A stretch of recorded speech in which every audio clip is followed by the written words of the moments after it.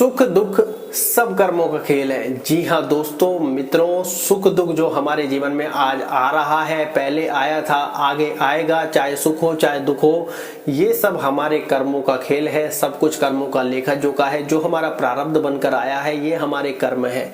जी हाँ, अब अच्छे कर्म है तो हमें अच्छा समय भोगना है प्रसन्नता के साथ। अगर हमारा बुरा कर्म है तो भी हमें प्रसन्नता के साथ ही बुरा कर्म भी भोगना है, क्योंकि दुख में दुखी रहकर कोई भला होने वाला नहीं है।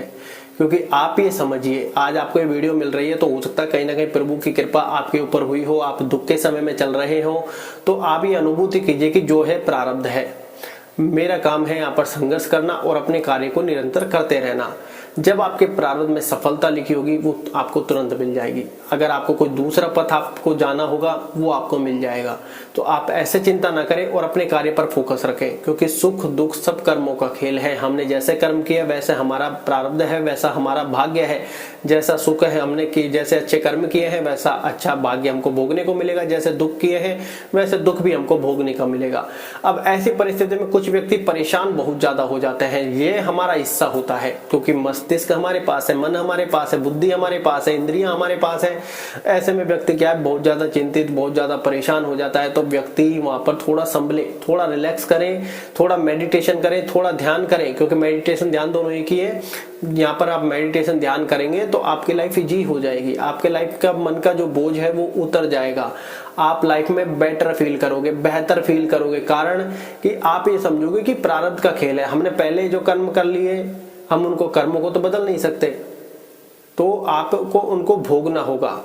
जो भी आपने कर्म किए, कर्मों से कोई नहीं बच सकता। जैसे हमने प्रभु श्री राम की उसमें देखा, प्रभु श्री राम की रामायण में बाली को भगवान ने तीर मारा छिपकर। अब जब अगले जन्म में श्री कृष्ण जी को वो जो बाली है वो भील के रूप में अवतरित हुआ, मानव जन्म लिया और श्री कृष्ण जी के पैर में वो तीर मारा गया। तो आप ये समझिए, भगवान भी संघर्ष करते हुए नजर आए, श्री कृष्ण जी हो चाहे प्रभु श्री राम जी हो, कि इन्होंने पूरे जीवन को अच्छे से व्यक्ति के सामने रखा कि भगवान भी संघर्ष करते हैं मानव रूप में। और भगवान के साथ भी वो कहते हैं कर्मों का लेखा जोखा वैसा ही होता है, जैसा कर्म वैसा ही चीजें पाता है। तो आप ये ध्यान रखें कि जो चीजें चल रही हैं वो आप बदल नहीं सकते। आप अपना कर्म करते रहें, फोकस के साथ करते रहें, क्योंकि आपके भाग्य में संघर्ष है, कर्म है।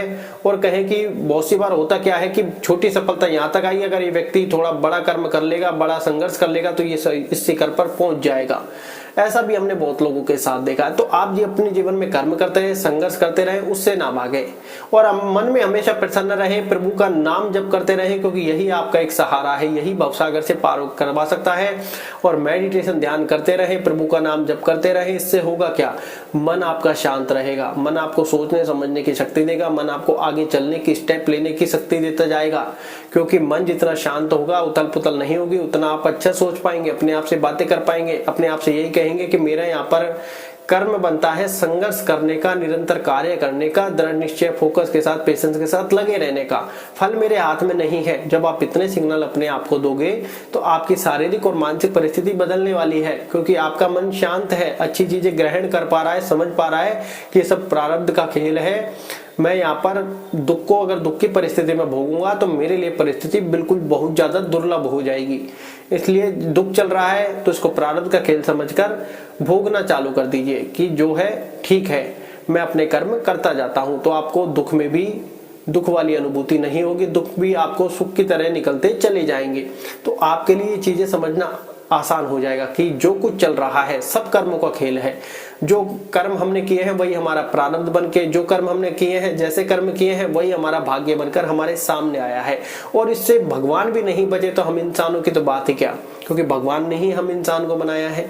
तो हमेशा उसका कीर्तन, उस परम पिता परमात्मा का कीर्तन करते रहे, हमेशा उसका नाम जब कैसे भी अवस्था में आप लेने का प्रयत्न करते रहे, जुड़े रहे उनसे। और हम जितना मेडिटेशन करेंगे उतना हमारी इंद्रियां हमारे वश में आएंगी, मन हमारे वश में आएगा, मन हमारा शांत रहेगा, उतने हम भोग विलास से से दूर रहेंगे उतने हम बाहरी सुख से भी अपने आप को बचाएंगे कि प्रभु के नाम के साथ जुड़े रहें। हमारी अंतरात्मा, हमारी भावनाएं शुद्ध होती जाएंगी, क्योंकि आजकल हम कहीं ना कहीं ऐसी माया में फंस गए हैं जहां हम एक दूसरे का ही बुरा सोच लेते हैं, अपने परिवार में एक दूसरे का बुरा सोच लेते हैं, इसके साथ ये, इसके साथ ये, और कहीं ना कहीं हमारे अंदर बहुत सारे रोग, विचार, वासनाएं, गलत, नेगेटिव, पॉजिटिव सब चीजें चलती रहती है। द्वेष भावना, ईर्ष्या, क्रोध सब चीज चलती रहती है। मेडिटेशन से जब मामला सब कुछ आपके अंदर आएगा, इंद्रिया आपके वश में आएंगी, मन आपका वश में आएगा, मन शांत होगा, क्रोध शांत होगा, ईर्ष्या द्वेष भाव हटेगा, क्योंकि आपका मन शांत है। अब आपका वातावरण शुद्ध होता जा रहा है, तो आप देखोगे प्रभु के नाम जप में अंतर मन से जाप हो रहा है, तो आप देखोगे कि चीजें बदल रही हैं। दुख में भी दुख जैसा नहीं लग रहा, ऐसा लग रहा है कि प्रभु का हाथ आपके ऊपर है, और दुख में भी मरहम पट्टी होती जा रही है। तो आप एहसास करोगे कि ये लाइफ में कुछ अलग हो रहा है। जब आपको मेडिटेशन मिल गया तो आपको करना चाहिए, क्योंकि मेडिटेशन ध्यान आत्मा से परमात्मा का मिलन बताया गया है। मेडिटेशन ध्यान से आप रिलैक्स होते हैं, मेडिटेशन ध्यान से आप ऊर्जा से भरपूर होते हैं, मेडिटेशन ध्यान से आपको सोचने समझने की ताकत बढ़ती है। प्रभु के नाम जप से तो कहते हैं कि अच्छे अच्छे भवसागर से पार हो जाते हैं। ऐसा नहीं कि प्रभु के नाम जप आपको ये जो आपने कर्म किए हैं, चाहे पाप कर्म और ये चाहे अच्छे कर्म, कट जाएंगे, नहीं कटेंगे किसी के नहीं। आसानी आपको हो जाएगी चलने के लिए, मार्ग में चलने के लिए जो कांटे हैं वो साइड में हो जाएंगे, मार्ग में चलना निश्चित है, ये बात आप ध्यान रखें। तो अब आप सुख भोगोगे, उसको भी शांति के साथ भोगिए कि मैं और अहंकार ना आ जाए, कहीं ना कहीं ईर्ष्या द्वेष ना आ जाए, क्योंकि सबके जीवन में ये आ जाती है पैसा आने के बाद, सक्सेस आने के बाद।